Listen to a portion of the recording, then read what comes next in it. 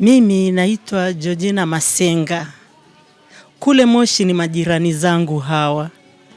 Hili jambo kwa kweli limesikitisha, sio ukoo, sio mkoa, dunia hata ikisikia ni jambo ambalo limesikitisha sana.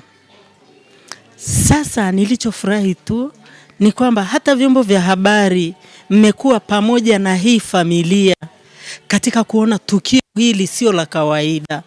Kwa hiyo mmefanyika kuwa sehemu pia ya faraja kwa familia hii ambayo ni baba na mama. Ukweli hili tukio halikupendeza.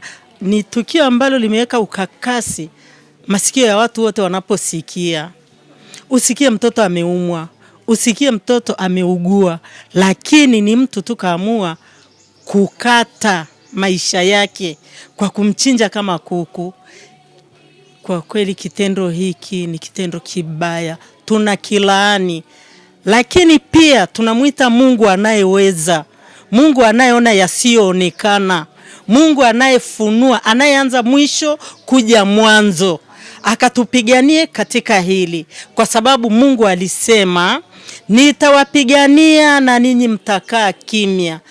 Sisi tunaweka mikononi mwa Mungu, ila tunashukuru hata vyombo vya usalama navyo vinashughulika na jambo hili, kutafuta labda sosi ni nini. Mpaka hapo waandishi wa habari tunawashukuru sana. Kufika hapa nyumbani ni uungwana mkubwa. Kwani wangapi wanafanya hivi? Vyombo vingapi vinajali hili? Lakini nyie mmekuwa wa kwanza, kwa hiyo tunawashukuru sana kama familia. Pengine kwa mtu asemjua James, alikuwa ni mtu wa namna gani? Kwa wewe ni jirani yako. Ukweli mimi naweza nikasema huyu mtoto nilimwona akiwa mdogo. Mimi siishi maeneo haya, naishi mbali sana. Lakini kwa vile limenishtua, ndio maana nimeanza safari tangu asubuhi kupeleleza hiki kitu kimetokea wapi.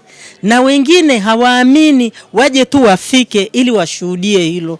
Ni kitu ambacho kimetetemesha mioyo ya watu, kimesikitisha. Huu sio uungwana. Ndiyo. Asante sana. Asanteni na nyie.